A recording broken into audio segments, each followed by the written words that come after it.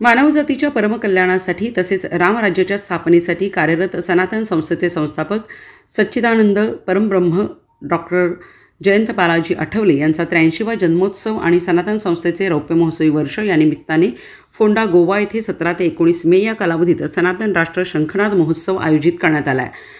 फार्मागुडी फोंडा येथील गोवा अभियांत्रिकी महाविद्यालयाच्या मैदानावर हा महोत्सव होत आहे।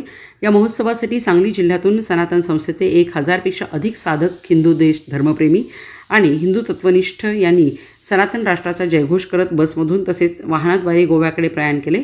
यावेळी हिंदुत्व निष्ठांनी भगव्या टोप्या परिधान केल्या होत्या तसेच वाहनावर लावलेल्या भगव्या ध्वजामुळे वातावरण चैतन्य पसरले होते। याप्रसंगी पूज्य ईश्वर बुवा रामदासी तथा पूज्य दादा महाराज, श्री शिवप्रतिष्ठान हिंदुस्थानचे धारकरी विनायक मायणीकर, श्रीकृष्ण माळी, बाळासाहेब विभुते, उद्योजक आघाडीचे पंडितराव तात्या कराडे, महाराष्ट्र नवनिर्माण सेनेचे कोल्हापूर जिल्हा उपाध्यक्ष भगवंतराव जांभळे, अधिवक्ता सुजाता घोरपडे, प्रसिद्ध योग प्रशिक्षक अंजली केळकर, पल्लवी शेटे, हिंदू जनजागृती समितीचे संजय घाटके, संतोष देसाई हे मान्यवर उपस्थित होते।